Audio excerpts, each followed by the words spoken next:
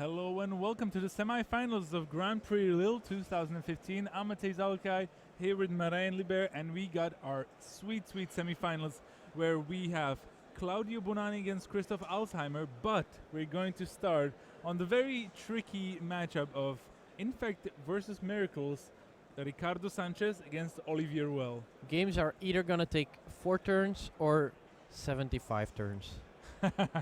Is that a fair assessment, you think? Well, 75 is not possible, so maybe 30 turns. We'll see. The Infect deck certainly can be very explosive, but it can also be very easily locked out of the game with counterbalance on top, if I'm not mistaken. Well, counterbalance top is probably not even the biggest problem, because by the time they get that online, you should have quite some things already going. I think the main problem is the cheap removal spells in the form of Sword to Plowshares and Terminus. Yeah. Even instant speed Terminus can be something that happened. It already looks like Ricardo Sánchez is mulliganing. He is the player on the play. He was ranked higher than Olivier Ruel. Ricardo Sánchez number 3 seed, Olivier Ruel number 7. And as you can see, the plan of Infect, for those who are not familiar, it's basically play a creature that is that has the ability Infect, which means it deals damage in the form of poisoned counters, and try to pump it up over. Well, we can even do it several turns. You can do it in 1 turn and then win the game. On the other hand, Blue-White Miracles is almost a polar opposite. It's a very control-ish blue-white deck that tries to shut out your game plan by using a combination of counterbalance and Sensei's Divining Top, meaning that it basically aims to counter any spell you throw at it, and then slowly wins with one of the few win conditions that it plays. Has counter spells, removals, and everything else.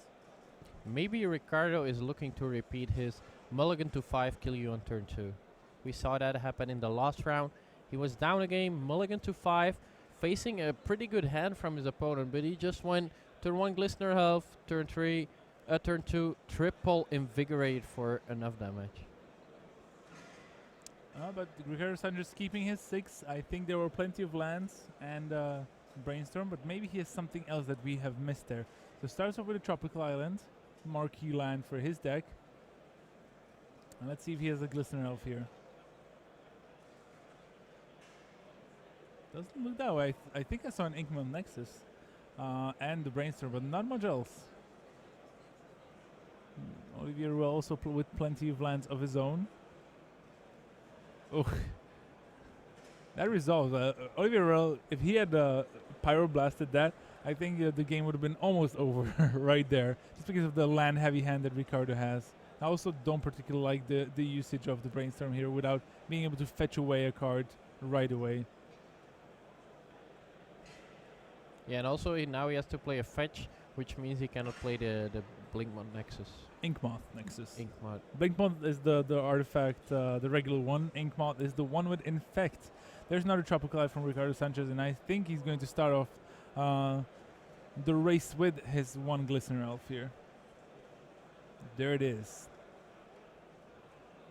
Olivier Ruel's hand looks very weak. That makes me even more surprised he did not Pyroblast the Brainstorm. Yeah, it does make some kind of sense to like, what are the chances that your opponent does not have a threat? Brainstorm at end of turn doesn't generate that much of an advantage, since, as you said, you can only shuffle away 1 card. So I think maybe he was hoping to get even more value of the Pyroblast. Possibly. So 1 poison damage, still 20 life. And there's the Inkmoth Nexus. And Ricardo Sánchez now has Daze, Spell Pierce backup, but no pump spells, for which the Infect deck is famous for. The good thing for Olivier Ruel, though, is that he is actually playing Wastelands in his Miracles version. Yeah, 2 copies, and he did just draw the Sword to Plowshares, probably the best card he could draw there. With Spell Pierce and Daze, Ricardo can double, double counter, but then everything is wide open for Olivier to go for. There's an activation from the Inkmoth. Olivier Ruel plays it slow. He's in no rush. At least that's what it seems like. And now he did draw a Brainstorm, which will allow him to maybe play Terminus on his following turn, with some nice counter magic backup. There you see Ricardo Sánchez on your left. Olivier Ruel, the Hall of Famer from France. 28th GP top 8. The all-time leader in number of GP top 8s.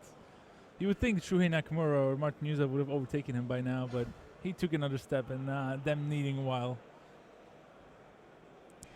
Ricardo Sánchez also thinning his deck, shuffles away Misty Rainforest for a tropical island. And I think he still has a land to go, so even if he draws a Brainstorm, there's still plenty of things that he can do.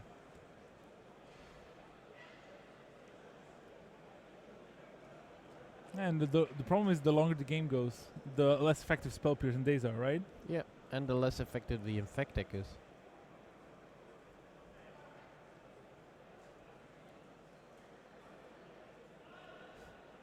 More lands for Ricardo. Yeah, he drew a Wasteland actually. That's something. I mean, at least he can bottleneck Olivier Ruel on red mana. That's something. We know it's relevant because of the Pyroblast. But he goes for a Tundra. Doesn't want to see too many white sources. It looks like Olivier doesn't even have any more lands. Well, he'll probably use it. Gets a blue, I assume. And he will Brainstorm. Digging for more lands, and he will definitely... oh, no more lands for Olivier Ruel. That could be a problem if... yeah, but he did find Source to Plowshares number 2. He can put Terminus on top, so he will buy himself a lot of time. Yeah, he can still go long. He has also the Force of Wills as well, so I don't think he's in any danger of dying. Just yet.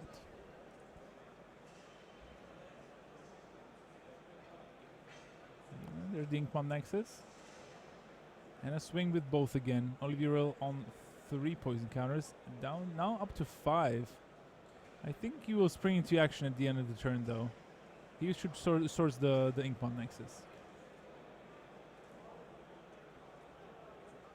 And he does. And will now we see Terminus? Yeah, I guess Ricardo Sánchez can Spell Pierce Daze now, but we're probably gonna see a Force of Will then. In this one he can still pay, and then he could actually Pyroblast, and then that plays around Daze. That would be a good play. That's probably the best use of the Pyroblast here. So you can Pyroblast that, no more Daze, and the Glistener gets put on the bottom of the library. It also puts some more cards into his graveyard for the dig through time, so that's nice.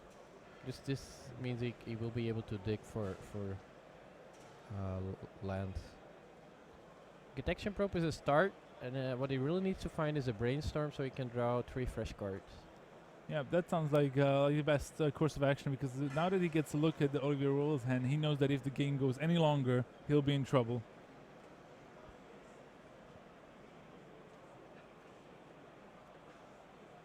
There's only 5 cards in the graveyard for Olivier, so if he goes for Dictator Time, removing 5, it's 3 mana, then the Daze is actually effective.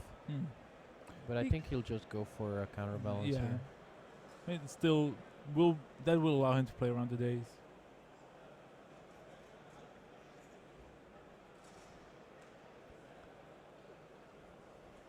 Yeah, Ricardo Sánchez not with the best of draws, but does have an Inkmon next now, at least something. It's a threat that cannot be countered by counterbalance, but Olivier Ruel did find a land. Yeah, and lean back. We're in for some long games again. Well, that's the Miracles. That's what it does. It's a popular deck. There's a Noble Hierarch and a blind. No, not a hit.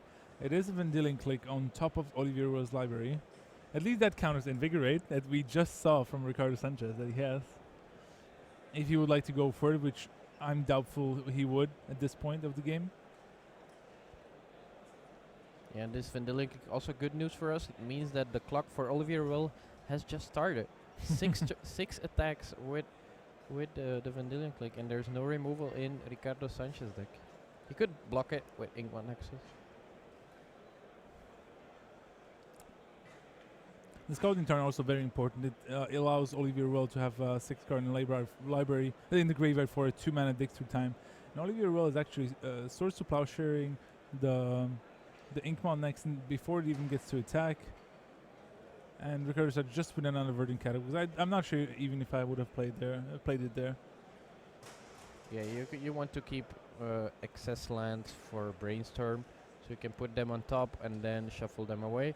Usually, what you want to keep is at least two lands, but sometimes you do want 5 mana to hardcast the Force of Will, so putting like the 5th land in play is still reasonable. Yeah. Remember, the life total for Olivier Ruel is 19 life, and he's on 5 poison counters, so 5 poison counters away from death. But the cool thing about Infag is that as Olivier Ruel plays the Dick through time, is that you can sometimes even kill him damage. It can happen. You invigorate, you Winds of Vastfoot, and then you Berserk. It can be a lot of damage, especially with even Exalted from Noble Hierarchy coming to use.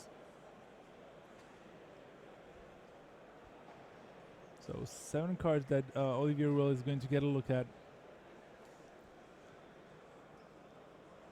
There's another Dig Through Time, a Force of Will, and a couple lands. We'll see what he goes for here.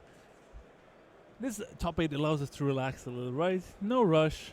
We're not going to miss any plays, are we? Just missing some comfortable couches. Well, I'm pretty sure the viewers at home are sitting comfortably and they're going to enjoy this infect against control matchup. We should get the director's chair in this booth.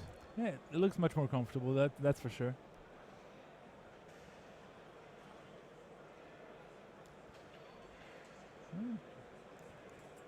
Both players thinking.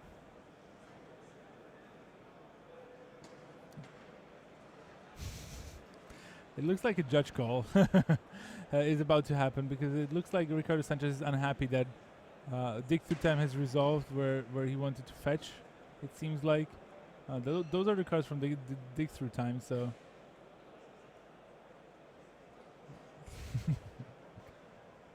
and you thought it wouldn't be interesting. Well, unfortunately, we can't hear what the players are talking about. So.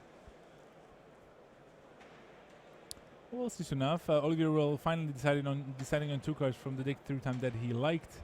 One of them was a Scalding Tarn, further developing his mana. He shuffled away the Vendilion Click. Yeah, he did. Oh no! With the Scalding Tarn, because he needed the card in the graveyard. But he now has the Sensei's Divining Top, so that might mean that the game is going to go a little faster. There's also Jace.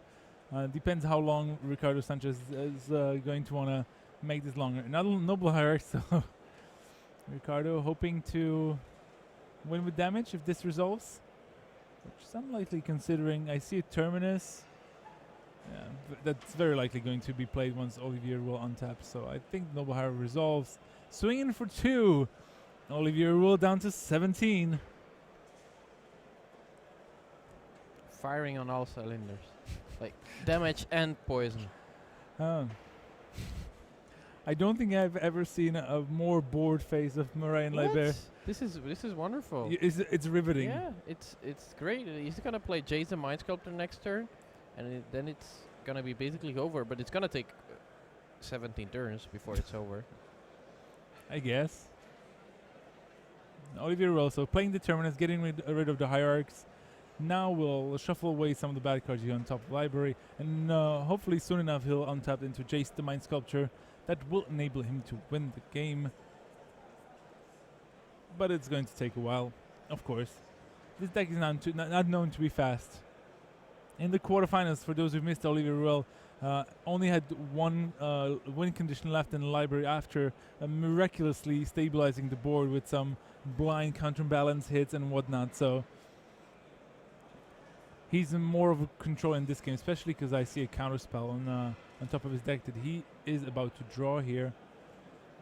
So it looks like he's setting up for Jace. If Ricardo Sánchez doesn't have a creature, the only play to get Infect being dealt is the crop rotation on land, finding an Inkmoth Nexus. So there's a Jace. Looks like Ricardo responding with the sacrifice of a fetch land. Both fetch lands actually. So now gets to get his fourth tropical island, and that has sprung him into action. Let's see what he can do here. If he has crop rotation, okay, he's gonna hard cast Force of Will. It's not something you see often from an Infect deck. No, but against Miracles, everything can happen. The games go longer than one would expect, and he could also remove the days, but yeah. But now actually, the keeping the days, yeah, that's what I was thinking. Yeah, so he responds to the Sensei's Divining Top trigger, also playing days on the Jace. So I think Olivier will be like, yeah, okay, fine. But still he gets to look at some of the cards. He could have blindly flipped and then top the Force of Will. Yeah. He just wants to be on the camera. He doesn't want to win too quickly. Yeah, Olivier Ruel playing it for the crowd, really. And passing the turn here. All tapped out. Can Ricardo Sánchez pounce here? No, he cannot. But I mean, there's still dig through time in his end. I mean, Olivier is very likely to win eventually, because in fact, if he hasn't taken a game in the first couple turns, then it's unlikely that he's going to win. I mean, look at that hand, counterspell as well. Yeah, I mean, we are sure that Ricardo cannot win. Ricardo is sure he cannot win. Olivier Ruel is even more sure. But still, they're playing, because, I mean, you're in the top 8 of a GP. You're not gonna concede there. No, of course. Like as long as there's a small chance. There's no small chance here. Well, no. There's like, we would have to play this game 1,000,000 times for Ricardo to win once. From this position. You think so? Yeah. I don't think he would win once.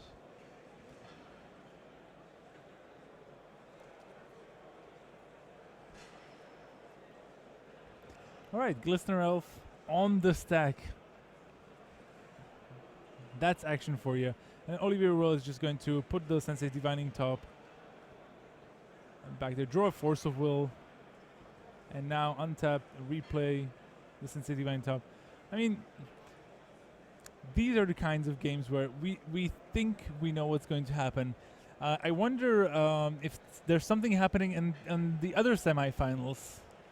The other Miracles match.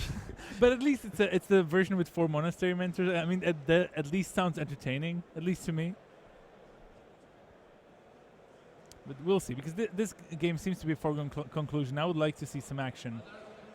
All right, so let's swap over to this match, because this board looks fun. So, Moraine, walk us through what we got there. Well, there's a Liana of the Veil at 5, which is 1 too few to ultimate.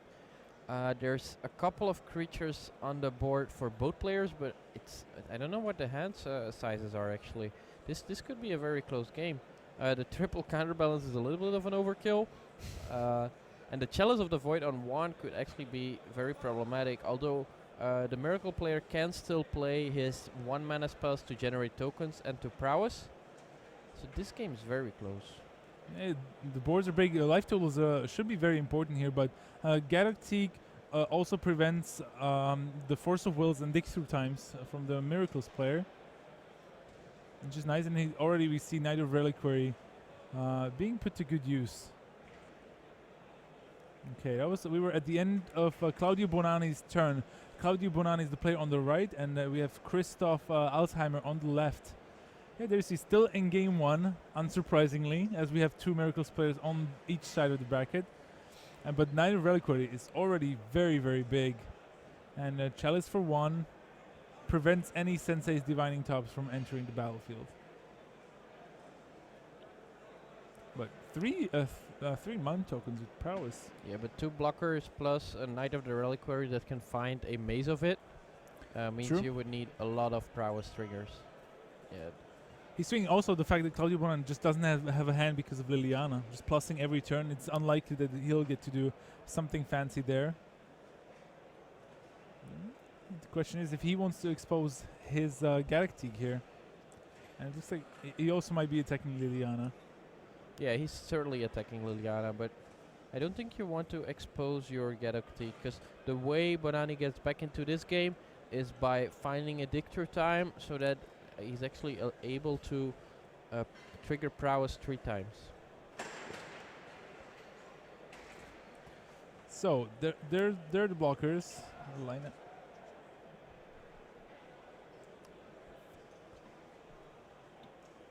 Right. So it does say the name of deck is aggro loan, but it's not really accurate.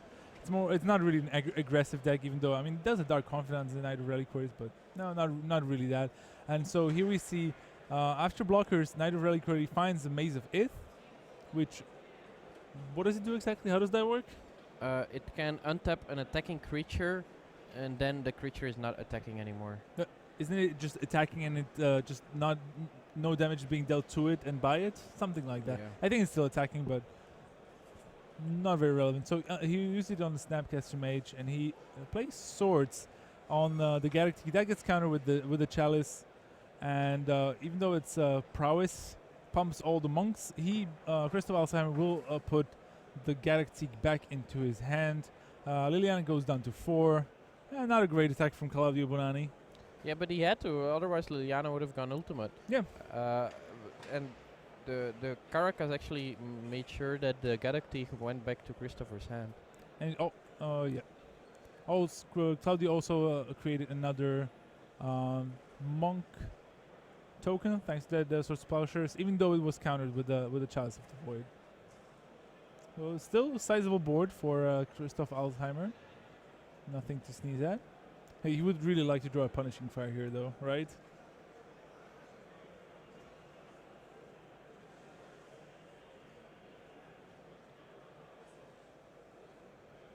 He might have a second Chalice of the Void here.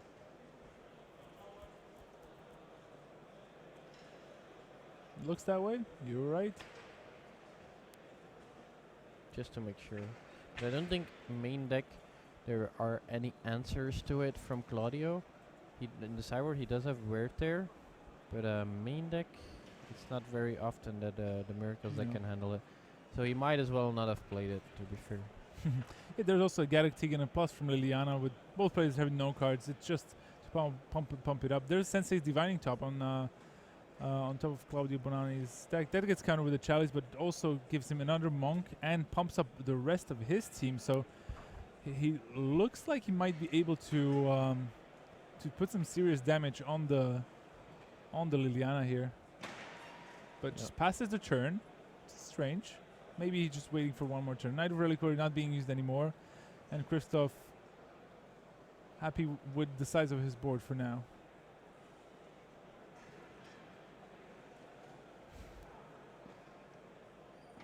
+1.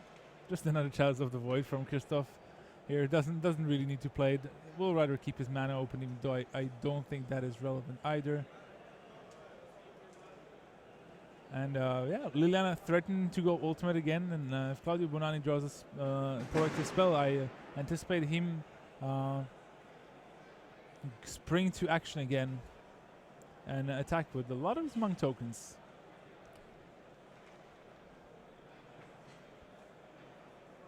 This game is also slowed down quite a bit. Yeah, we go to a game, it slows down.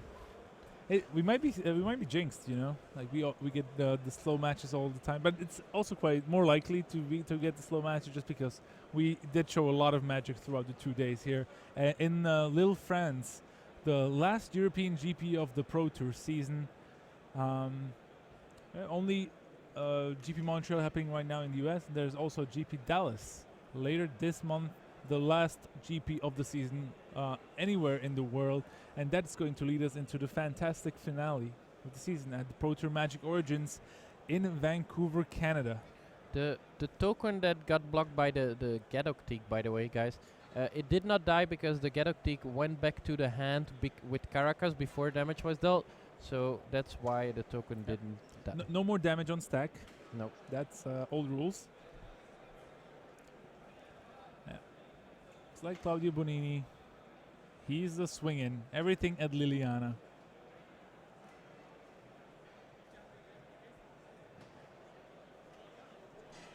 We got an update from the other match. So only now did Olivier Ruel actually win the game in our other semifinal. So he is one game up on his opponent, Ricardo Sánchez, who is on. In fact, there's the 2 blockers. It looks like no prowess. It was only land from Claudio Bonani, but he had to do something because the Liliana threatening ultimate was definitely happening. So that's why I was surprised he didn't attack the turn before, but it actually triggered. +1, just Mox Diamond. Nothing relevant. And Christoph I'm just slowly taking up his Liliana turn by turn. Not much Claudio Bonani can do here. Oh, now Christoph gets some mana and searches for a card. He could actually he has Dry Arbor even. One more blocker if he had needed it. Yeah, this 4-color Loam deck does run quite a few bullets to search for. 1 Caracas, 1 Maze of it, 1 Dryad Arbor. So it can find quite some good use of his lands. Also has, of course, the Grove of the Burmalus for Punishing Fire, which he hasn't found yet. Has a couple of cycling lands, which work well with Life from Below. There's 2 copies of Life from Below, this is very much resembling the deck that won the Prague Eternal tournament 1 week ago, or 2 weeks ago. Yeah, it actually is. I think the inspiration is really clear. He's actually a friend of Niklas Kronberger's, who was the player piloting it to a win there. And the Jaroslav Bocher also very similar list, losing in the quarterfinals though to Claudio Bonani on our right here. Christoph I'm thinking about playing a spell, but decided against it. So it was amazing of it that he couldn't cast actually because of Garrick Teague. Green Sun Zenith. Green Sun Zenith, I'm sorry. Yeah, Green Sun Zenith that couldn't have been played because Garrick Teague doesn't allow for expels to be cast. So he just plus Liliana. Put it to 6 again. Is Christoph attacking? It might be a 15-15 actually. It's already forcing chump blockers. Oh, but then the token doesn't die. Yeah, the token should not die then. Because neither the Maze of it means that it's going to be not only not be dealt damage, also doesn't deal damage. So a little bit surprised then by the attack. If you're gonna Maze of it on a chump, then what's the use? Yeah. Or maybe after damage. After damage you can still Maze of it. Oh, you're right. You're right. After damage. Yeah. Yeah, you're right. That makes sense. That's a cute play. Something that doesn't happen often. So while still being in a combat phase, after damage is being dealt, there's still a point to play spells, and he uses Maze of it there because the creature's apparently still attacking at that point, even though damage has been dealt. These rules interaction over the weekend, I've learned quite a bit about how stuff works. I've seen some judge calls involving Sylvan Library and Life from the Loam. Also some corner case scenarios there, and some things with Miracle. What if your opponent has a Containment Priest and you reanimate a Tassa with enough devotion? Why do you ask me?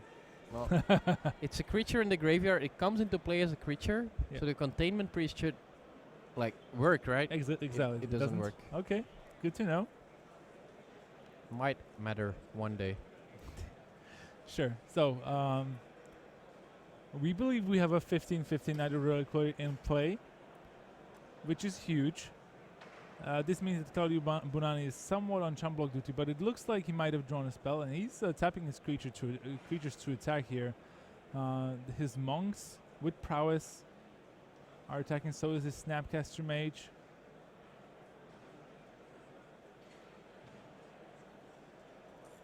And so he's signaling that he might have a spell that he can play. The worst card to draw here would be something like Force of Will or Dig Through Time, because he can't really even cast it because of Garrick Teague, so wouldn't even get the trigger. So Dryad Arbor wants to trade with Snapcaster Mage, and the other blockers get a line here. I think after damage gets dealt, maybe Hardcast Terminus. Doesn't look likely, but it's a 3 mana cost. Another Monastery Mentor. I don't think it's it's going to be enough though. Okay, Christoph could have gone for the flashy ultimate, which I would have liked to see, but he just go for the minus, then forcing the block on the Monastery Mentor from on the Knight of Reliquary. And Christoph Alzheimer gets the win here. One game up on Claudio Bonani, the number 1 seed here in this top 8 in GP Lille. And as you can see, Olivier Ruel in no rush. Even though he won game 1, they still have not started. Yeah, so here come the deck lists. The players can consult them. The players did receive the deck list before the match started as well. But now that they're cyborg, they can consult again just to make sure that they're not missing anything. So how about looking at deck lists? Yeah, Sideboards. seems like a good idea. So, Moraine, walk me through it. We're gonna stay with this match, so we're gonna take a look at Claudio Bonani's Miracles of Cyborg. He's got 1 Blood Moon. That's certainly a good start in this matchup. I do also like the Wear and Tear to bring in. Disenchant seems like a great card to bring in. The Rest in Peace certainly is a great card to bring in because you want to make sure Knight of the Reliquary is a 2/2 forever. You want to make sure there's no Punishing Fire action going on. You want to make sure there is no tricks going on with the Life from the Loam. Apart from that, maybe Vendilion Click. I'm not sure. I like Jace the Mind Sculptor. Excuse me. I like Jace the Mind Sculptor as well in this matchup. Although sometimes it can be hard to get to 4 mana with all of the Wastelands. And let's see in Christoph Alzheimer's Cyborg, he's got 2 Slaughter games. Might actually, because there's not, it is not the classic Miracles build. There are a lot of kill conditions, so maybe Slaughter games is not good enough, but I think it's still fine to get rid of all of the Brainstorms, for example, or maybe the Force of Wills to make sure there's no hard counters anymore. It could actually, if he names Monastery Mentor, there's not that many win conditions for the Miracles deck, even though he can bring in some creatures from the sideboard. Yeah, and also Jace the Mind Sculptor, which could kill. Blood Moon is actually very problematic as well. But yeah, it might still be there and might still come in. Apart from that, 2 Thoughtseize, 1 Choke is definitely coming in as the only lands in Claudio Bonani's deck are either blue or the 1 single planes he has. So I also expect to see Reclamation Sage.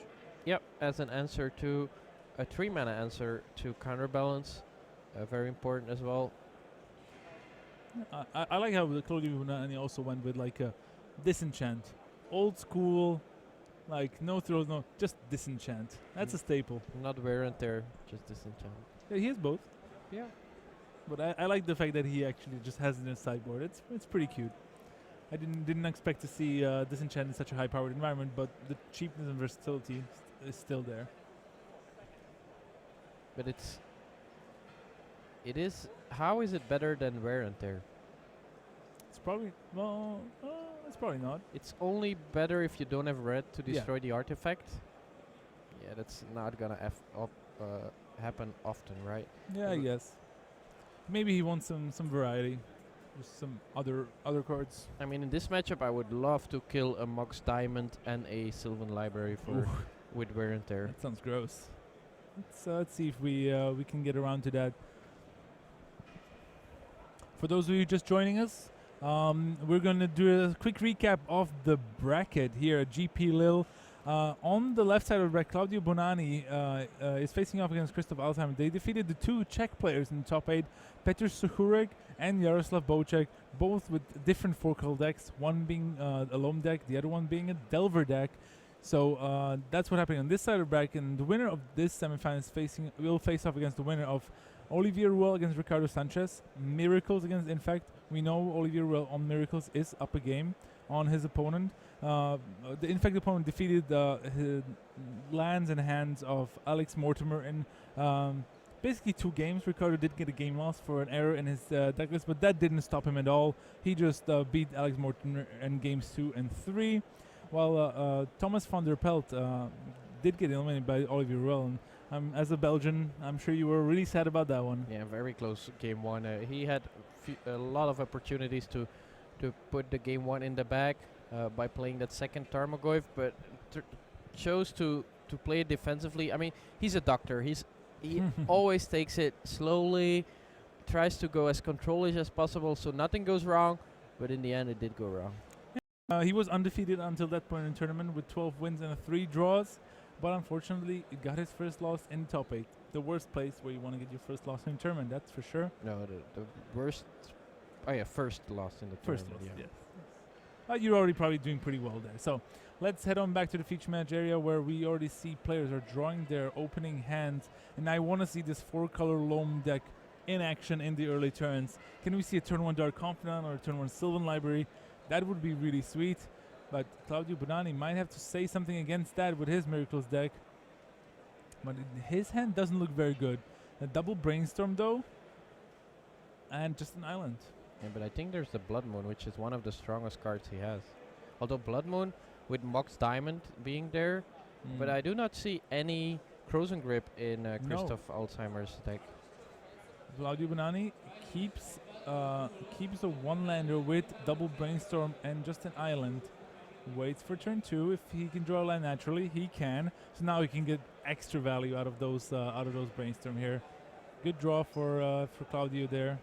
Ooh, and he gets the basic forest. He reads he knows. Everyone's mind. He knows. They see in the deck list, so he knows about the one Blood Moon that Claudia has for sure in his hand. And cycling the Tranquil Thicket. It's the land from Onslaught with cycling for 1 green. Works really well with Life from the Loam. The water cards that deck's named after, and Christoph Alzheimer boarded in his Thalias. That's very interesting. That might be prove to be a problem for Claudio Bonani. That didn't seem to have a lot of removal in his hand. Does he choose to play it or not? He might be worried about that Blood Moon making an appearance, but Thalia could prevent that unless it gets countered here. So goes for the Verdant Catacombs. I assume it's going to be a white land. Scrubland or Savannah? One of those two. It is a one-off. Scrubland. You were right.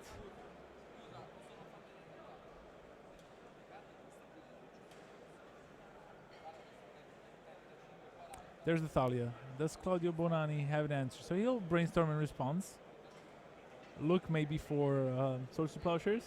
But he might have boarded some of them out, but not against the deck with 4 Dark Confidant. And 4 Night Reliquary. Yeah, you're right. He'd rather keep swords than Termini.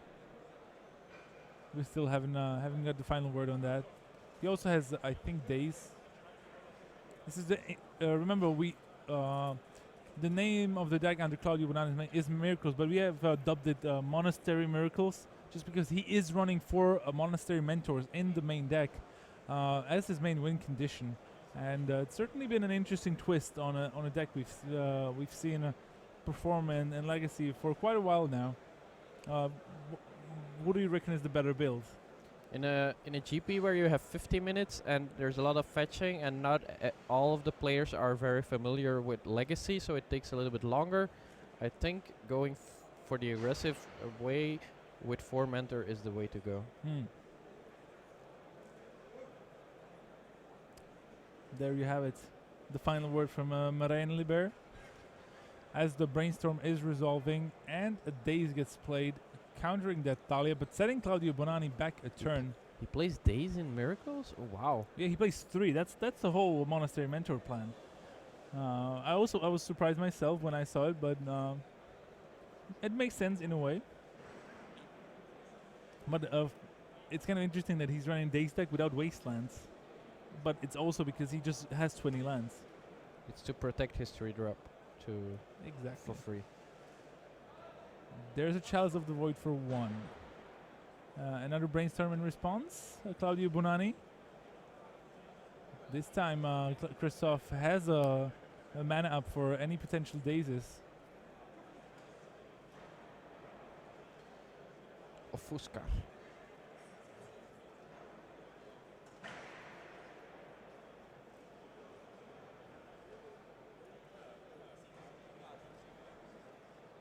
Brainstorm in response to the Chalice, of course, before that one resolves. Looking for a Force of Will, maybe? Or maybe he could just let it resolve and hope his Monastery Mentor gets there.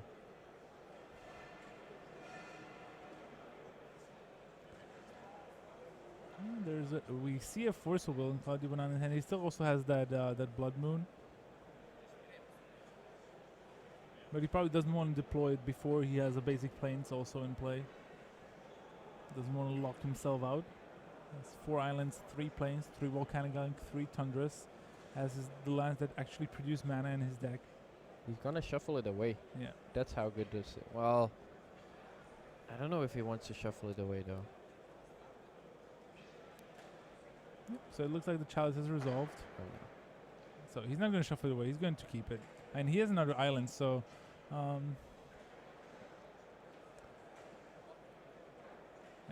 don't think he can go for a Blood Moon here. I think he has it on top of his library. Maybe he just is gonna shuffle it away and play a Monastery Mentor. Yep. A little bit surprised there. It's nice. He's going to get the basic plains. I guess he really thinks the basic planes is very important. And he cannot find, like the Arid Mesa, he does not play any plateau, so he could not find white plus red in one land. And figuring out, if he plays a 3-drop, it might as well be a Monastery Mentor or a Vendilion Click. Yeah, he's going to go for a Vendilion Click in the draw step here. He's going to see Thalia, Liliana, Sylvan Library, Grove of Burnwillows, Taiga, Knight of Reliquary. Lots of powerful cards. But all quite expensive. Yeah, he will only be able to play one of these cards. Maybe he could go with Sylvan Library and Thalia in the same turn. If you don't start with Italia. Of course. just making sure. Yeah, so of course, that's why you're here. I mean, you're the expert. I'm the host, so, you know. But we know Claudio Bonani has the Force of Will in his hand. And that's why the Sylvan Library takes a hike down to the bottom of the library. And let's see what new card he got off of that. Deathrat Shaman? Maybe Choke? Looks to be the 3-mana spell. Let's start off with Liliana here. Well, that will have to be a Force of Will, I believe, if he wants to keep his Vendilion Click. I think he drew a Reclamation Sage. That was the card he drew from the Vendilion Click. And so another 3-drop, so pretty slow.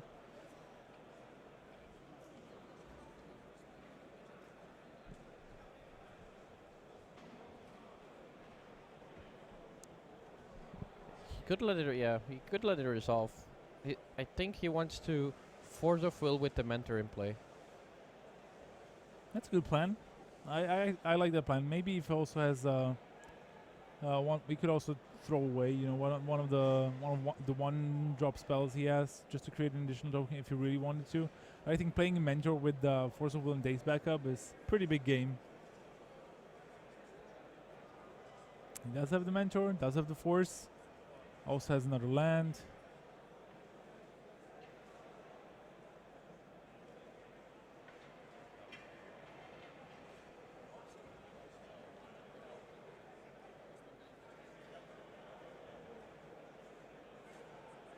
Three mana. There's the Monastery Mentor. So, interesting turn now for Christoph Alzheimer. What can he do here to deal with that? He draws a Dark Confidant, so at least he'll be able to deploy 2 spells here. Yeah, but it's a little bit too late. Once Monastery Mentor gets going, he does have a couple of blockers. So, problem is that if he plays 2 spells, one of them is running right into Daze. So that gets countered and makes a token for free, basically by returning an island, which doesn't matter. Yeah, and also doesn't have 2 white sources, so he could play around Daze by playing Thalia first and then Knight of Reliquary. Oh, actually not even that helps, because he can just pay the extra mana and bounce one of the islands. So, big decision for Christoph Alzheimer on what he wants to do here.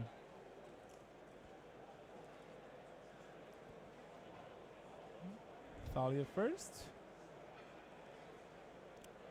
Guardian of Thraben, 2 mana, 2/1. First strike, all non-creature spells cost 1 more. And then, so he'll play Thalia and Dark Confidant, still playing around the Daze that he has a sneaking suspicion that Claudio Bonani has. He has been playing around the second Daze all game long. Question is if it resolves. And now also wants to plus the Liliana. And Claudio's like, wait, the Dark Confidant is still on the stack. I want to respond to that. The problem is if he Force of Wills the Dark Confidant here, he's going to get a really low on cards after that Liliana activation. So that gets forced. But I still think he has a he has a land in his hand. Reclamation stage from Christoph Alzheimer gets discarded, while Claudio Bunani has the land discarded, as I mentioned. And now can Claudio attack the Liliana successfully here? Does he have a spell to play? Dig through time would be brutal. Dig through time is always brutal. But any spell would be good, honestly. Because he can get rid of the Liliana. Any proactive spell.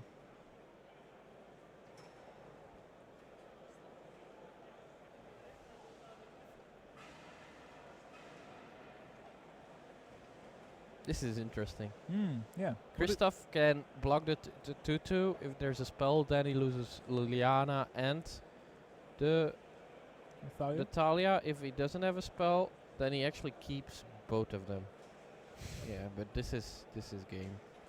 Well, it's not gonna be very easy. I guess if Christoph draws a Punishing Fire, he could still win.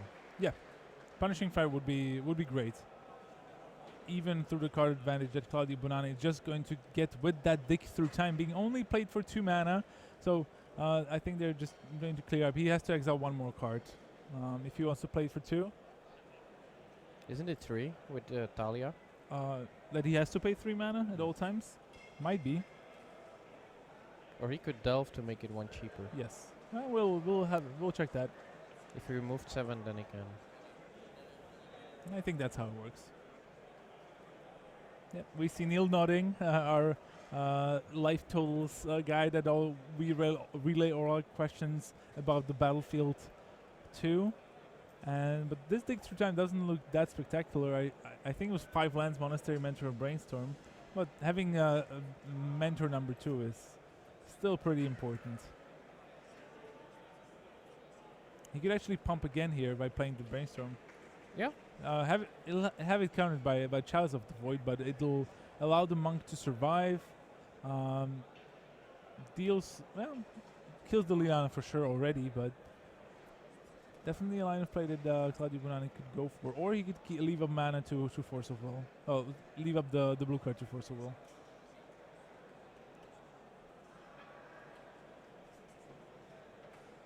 He doesn't do it. No, he doesn't go for it, so leaves the Talia in play. Strange, because he could have killed the Talia and keep his token. And now he will now be able to Force of Will the Knight of Reliquary if Christoph plays it. Christoph actually drew another Liliana as well, I think. But he starts with the Knight first.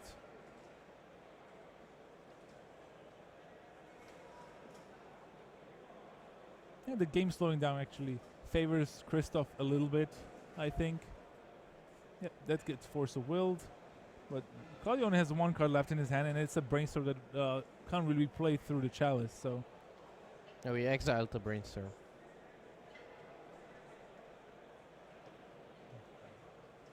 So, 2 monks and a Monastery Mentor. And Claudio Bunani having another Monastery Mentor? Ugh. Now it's gonna get ugly for Christoph Alzheimer. And Claudio Bunani being patient. I think Christoph Alzheimer has to Liliana +1, and even that might not be enough. He has to hope that Claudio Bunani draws a land, whiffs on his turn on a spell he could play.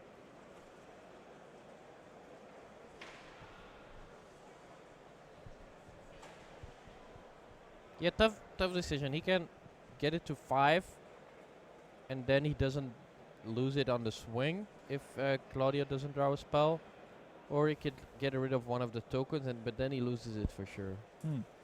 And then the card, of course, stays in Claudio's hand. Problem is, if he pluses, he loses also his own card, and we do not know. It's a slaughter games, I think. Yeah. So 4 mana Liliana, and he's gonna minus. I don't like that plan. I didn't like the +1 plan that much either, but I don't like any plan right now for Christoph. You're being negative again. So Sensei's Divining Top gets played. It costs 2, but it still has a converted mana cost of 1. It gets countered by the Chalice of the Void, but it pumps the whole team. make some 3/3 monastery mentors and a 2/2 monk, while creating 2 tokens as well. And the Claudio Bonani is not scared of attacking here, it seems. He doesn't need to attack with the monk. If he just attacks with the double mentor Yeah, exactly. on the Liliana, then he can keep his monk, because his monk is just dying into the Talia, unless he's got another spell. He has the brainstorm still in his hand. That No, he removed that one with Force of Will. Oh, true. So he has maybe something else. We'll see. He has time. He has a huge board presence now, and even if Christoph Alzheimer draws a Punishing Fire, the whole shenanigans are a little slowed down with his own Thalia. I think Thalia is going to be really good on the play if he gets to deploy it in Game 3, once they get there.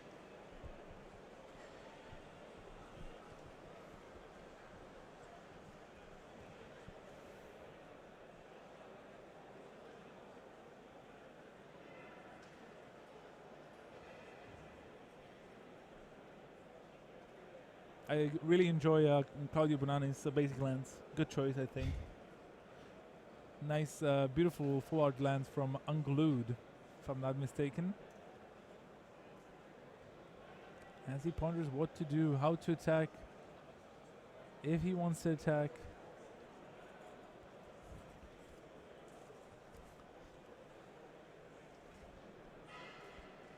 It seems like he's just attacking with the mentors. I didn't see why he would attack with the monk unless he has another spell. Yeah, both the 3/3 mentors. And if he has another spell, I think it's better to wait for the next turn, because you get more value out of it.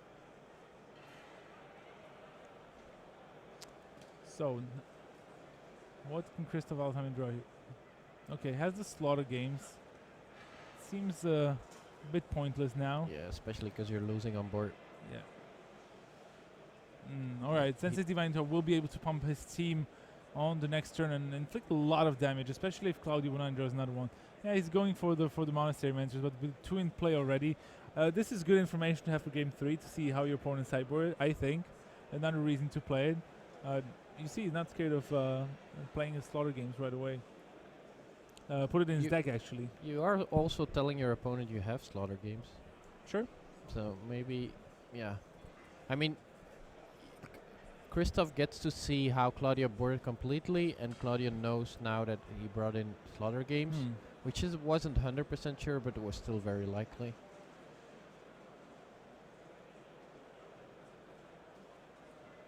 So there's the Sensei's Divining Top, pumping up his whole team, creating 2 more monk tokens in the process. Swing in for a lot of damage. Thalia can block one of the monks.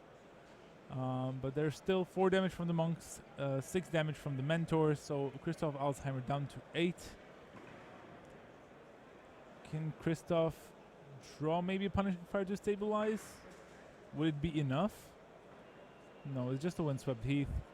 So if Claudio Bonani can manage to play a spell and trigger his mentor, he should be in great shape. And even if he doesn't, he can actually put Christoph Alzheimer down to 2. Yeah, put him to 2, lose 1 mentor in the process. And then if he draws Punishing Fire, he can kill 1 mentor and a token, block 1, and then he still dies. Yeah. So maybe a card like a Golgari Charm. Okay, Vendilion Click reveals the Baron Moor. That's a good one. It's kind of discarded with the Vendilion Click, and Christoph will now cycle that and maybe draw something, some sort of miracle. I would love Golgari Charm. Tabernacle? Nope, nothing like that. So Christoph Alzheimer goes down in Game 2 here. Claudio Bonani still in with the shout. Both players 1 game away from the finals. And we just got our update. The other match is just done. Olivier Ruel of France is in the finals. So now he will wait on his opponent here. It's going to be either Claudio Bonani or Christoph Alzheimer. It's impressive work from Olivier Ruel. We haven't seen him for a while, and he just pops back. And I think they are taking a short break, because the match has been going on pretty long, and they might need a bathroom break. So we might be looking at Miracle's Mirror in the finals. That is going to take 7 hours. Well, I don't think it's going to be quite 7, but it'll definitely prolong our stream, which is good for you guys at home watching. here's the bracket. Quick recap. I'm going to talk about the losers here. Jaroslav Bouček and Petr Sochurek of the Czech Republic, both falling in the quarterfinals to Claudio Bonani and Christoph Alzheimer, respectively. These are the players that we will watch in their semi-final Game 3 that is coming up shortly. Olivier Ruel is in the finals already. He managed to defeat Ricardo Sánchez in the semis. Thomas van der Pelt in the quarterfinals, and Alex Mortimer, we didn't even get a chance to see his lance deck in action as he was defeated by Ricardo Sánchez. So, exciting. Miracles mirror, right? Miracles mirror. Mentor miracles against old school miracles.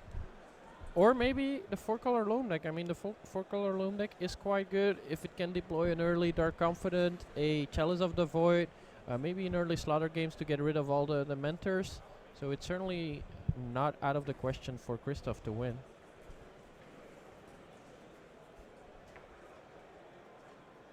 As we bring it back to the booth, it's my great pleasure to be with you once again at the halfway point of our semi-finals. Riley Knight alongside Marijn Leibert, and what a game you've just seen in the feature match area. I was in the front row seats. I'll tell you that much. The front row seats. Front row. I was in front of the front row seats. I was in the prime position. And I tell you what, Monastery Miracles 2.0, as it's been called now. I can't believe this deck. I think it's absolutely insane. This is what you'll be playing at your next Legacy tournament? Absolutely, without a doubt. I'm a huge fan of the card Monastery Mentor, and and we saw the power of it just there. Yep. Turn 4 or something. Played a Mentor, have Days, Force of Will back up. He built his deck around the Mentor. He added Days, which not all of the Miracles did actually. None of them probably. No, it's not a card we see in these blue-white Miracle lists, but a cheap and efficient form of disruption. Free. I mean, you can't get cheaper than that. Yeah. And powering out an enormous army. I'm incredibly proud of this deck. I think it's fantastic that it's going to come. It's come so far. Yeah, and a sweet interaction with the Mentor, of course, is double Sensei's Divining Top. Once you have one on top, one in play, for 1 mana you make a token and you prowess, draw the second top play, do it all over again. Absolutely. Great trick to have. A fantastic interaction. And, of course, backed up by one of the tried and tested engines in Legacy. The Miracles deck has been piloted to a top 2 finish by Olivier Ruel. I know many of the old school of Magic will be very happy to see this titan of French Magic, the Hall of Famer, at the top tables once again. And his opponent, the Spaniard Sánchez, going down swinging. There was one moment, I'm not sure if it was captured on stream, but a key moment where we had Ruel trying to resolve a brainstorm that was more or less going to lock up the game. His opponent taps 5 mana, plays a Force of Will into a counterbalance on top. Ruel, face screwed up in anticipation, just the old blind flip, and it reveals Force of Will. The crowd goes wild, and that is more or less that for the Spaniard out of the tournament, unfortunately. But I had a chat with him. Very happy to be back on the Pro Tour, of course. It's been a while between drinks for Sánchez, so I imagine he's pretty happy with the top 4 finish. Yeah, everyone is happy. I mean, once you get to the top 8, you qualify for a Pro Tour, you get some money. I mean, there's not much more you can hope for. You cannot always hope for a top 4 or win. I mean, it's an incredible achievement, and the thing is, in a high-profile tournament like this, we get 2 Legacy Grand Prix a year. They're very, very important to the Legacy community. But these are people really putting their name out there as Legacy legends. We're going to head back down to the feature match area. The players refresh themselves and ready to go at it for game number 3. So it's time for 4-color loam versus Miracles 2.0. Let's get the boys back in the house, and here we are with game number 3. These guys hitting their sideboards. We saw the power of Chalice of the Void in game number 2 already, but Bonani able to get there despite the artifact hampering his efforts. And of course Thalia, the Guardian of Thraben, traditionally very good against spell-heavy decks, but not quite enough to overcome Miracles 2.0 in this particular setting. And Chalice of the Void, a card that's very good against the format, still quite decent against Miracles, but we've seen that it can actually win through it. I mean, once the Monastery Mentor is in play, your 1 mana spells do get countered, but you do get a token out of it, you do get the prowess trigger, so even there, it still gets some value out of it. And you also have quite some cards that still do function like they should. Dig Through Time, Snapcaster Mage, Counterspell, Counterbalance, Force of Will, so you do have some cards which can get past it. It's not like the Delver decks where... No. Like, except for 3 or 4 cards, which are basically your creatures, the Tarmogoyfs or the Young Pyromancers. All the other cards are countered. No, you're right in saying it doesn't completely hamstring the deck. It's an inconvenience to be sure, but the core engine of the deck is able to function with the Chalice on one, especially if a top is already down, and if not, well, it's a glorious anthem for the one turn, as we saw back to back in the hands of the Italian on screen right now. So the player's done sideboarding, shuffling up, and we're ready to go to game 3. This is a tight one, I'll tell you that much. It's gonna be close. It really depends on the early turns. If Christoph cannot resolve an early Dark Confident, an early Chalice of the Void, he might be in trouble. But I think maybe even the most important card to find is his Punishing Fire. Does he have 4 copies? No, he only has 3 copies. The early versions of the deck, I think, had 4 copies of Punishing Fire. This one only has 3. One of the more important cards, not particularly against blue-white miracles, but definitely against Mentor miracles. Absolutely. If he's got some sort of recursive answer to the threat of the Grey Ogre that could, then he's going to be in very good shape. But as it stands, all that remains now is for the players to shuffle up and deal and get underway with our third game.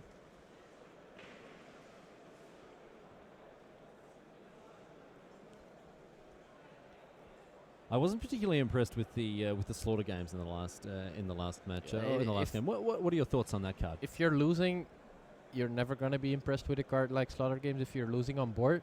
But if he's going to play it without a Mentor in play, you're going to be impressed by it. I mean, this Mentor Miracles deck, once you get rid of the 4 Monastery Mentor, if you take a look at it, it doesn't have the Angel, the Angel Token Maker. It does have 2 Snapcaster Mage and maybe a Jace the Mind Sculptor. So that's his only win conditions after that. And these are like Snapcaster Mage dies to pretty much everything, especially a Punishing Fire. And Jace the Mind Sculptor is not very good against Punishing Fire either.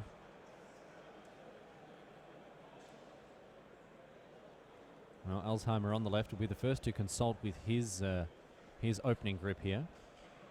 Banani playing it cool, and he's going to check out his 7 once Alzheimer has decided whether he's going to mulligan. I can see a Knight of the Reliquary amongst the 7 that Alzheimer has put together for himself. Looks like he's happy enough to stick them around, so a good start for the German.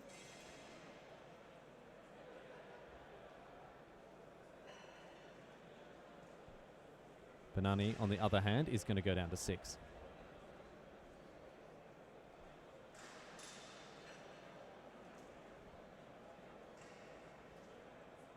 Alzheimer, a very reserved player, not particularly emotive, playing his cards very close to his chest in a literal and a figurative sense.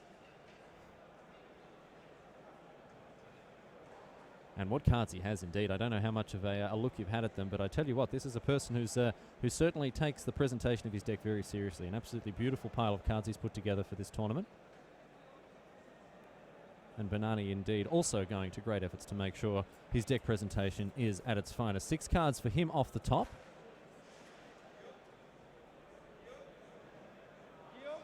And we'll see how he likes these ones.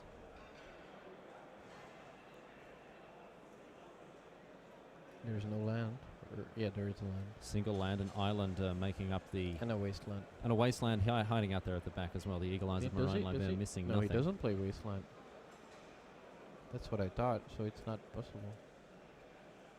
Looks like he's going to keep it. All right, so Claudio Banani, the mayor of speculative Keep City at this stage, will face off against a turn 1 Mox Diamond and a Grove of the Burn Willows, discarding the Tabernacle of Pendrell Vale, but no follow-up play for Alzheimer here. And a Flooded Strand is going to kick things off for Banani. So we are up and ready here for our next game, and here is 3 mana. And it is the Knight of the Reliquary. Yeah, out of the gates as quick as possible with the turn 2 Knight of the Reliquary. Not as big as it's going to be in a couple of turns, but still a threat that needs to be answered, especially if it can start searching up more wastelands, which are a little bit problematic. It already got rid of the Tabernacle, so that one is not coming. But if he has, for example, a Life from the Loam, then it's going to be quite hard for Claudio already. One of the best named cards in the game, of course, widely agreed upon, but it's going to go away at the hands of a Swords to Plowshares.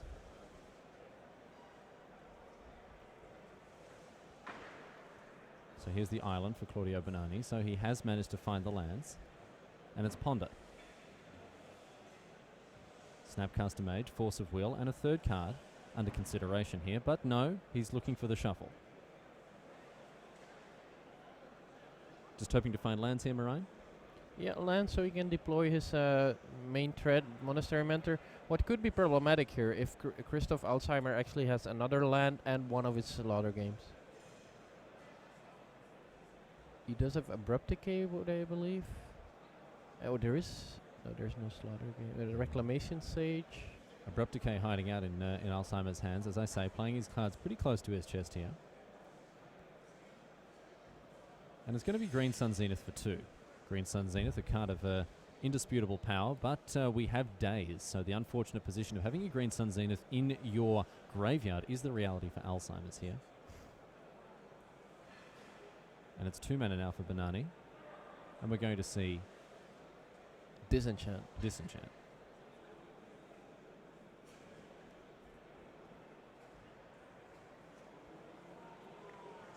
So Disenchant, very cheap Stone Rain there for the Italian.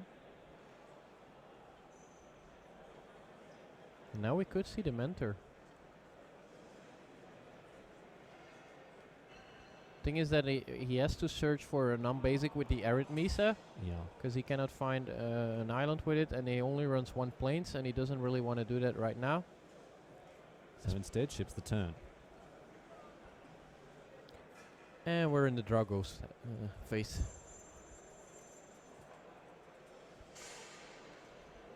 Miracle's a deck that traditionally thrives in the Dragos stage of a game. Looks like Banani's going to go hunting in any case and finds a volcanic island, opening himself up to wasteland here with this.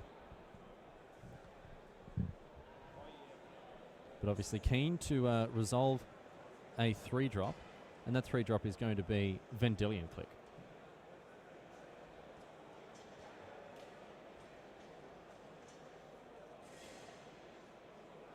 He's going to click himself and send away a Wear Tear. Draw a card. And Wasteland in Alzheimer's end step is going to take care of that volcanic island. So Banani back down to 2, but in for 3 with the V-Click. The 3/1 flyer, a disruptive and aggressive element that has a huge impact on every format from Modern downwards. Yeah, and Christoph Alzheimer has only 2 of his 4 colors. He doesn't have black, he doesn't have white, so he cannot play the Knight of the Reliquary, for example. Grove of the Burnwillows and Tiger joining the Wasteland on the side of the German, and here is Dig Through Time. Banani firing on all cylinders here, really looking to put this game out of reach of the German, but he's got a ways to go, of course. It's not over till the fat lady sings.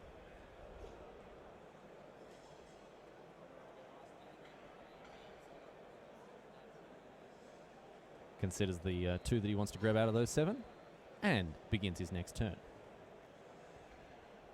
Alzheimer on the clock with this V-Click here getting in. And now the Mentor with Force backup and maybe even a Sensei Divining top. No, not yet. He doesn't have a land. Vendilion Click into the red zone and shortly to be joined by Monastery Mentor, assuming the Italian has nothing to say about that. Dryad Arbor the play for the German, I should say. I'm sorry. That's the problem sometimes with running a 4-color deck with 4 Wasteland in your deck. You just sometimes get mana screwed because you do need all of these colors. I mean, if he would have had black, he would have been able to play Abrupt Decay. If he would have had white, he would have been able to play Knight of the Reliquary. But he has neither. He just has red and green. As it stands, Stone Cold to the Mentor at this stage, who it's already a 4/4 thanks to the string of spells that have been played, and now a 5/5. And we see the explosive power of this Fate Reforged edition here. Monastery Mentor and Vendilion Click teaming up to get at Alzheimer for 8. He's down to 9. Banani can smell blood in the water. Cycling Tranquil Thicket here for Alzheimer. And it's Grove of the Burnwillows the play. Banani now. Leaving the Arid Mesa where it is. All of his tokens, of course, reset at the end of his turn. But we have an upkeep, Sensei's Divining Top. Banani looking to really pull something special off the top of his library here, Moraine. Top, draw, And that'll do it. There we go. So congratulations, Claudio Bonanni. People up in arms. You can hear the rapturous applause of the Italians around the venue. A huge crowd assembled in front of the feature match area and indeed the screens that the tournament organisers have put up around the venue. And that is that. A very happy Italian will be finding his way to the final. But Marijn Leibert, his work will be cut out for him. He is facing off against Olivier Ruel, the French Hall of Famer. The Miracles 1.0 versus 2.0. We have old meets new as we bring it back to the booth. And the final, Marijn, is on its way. Miracles versus Miracles, the old and the new. And I tell you what, any way you slice it, it's going to be an absolute bonanza.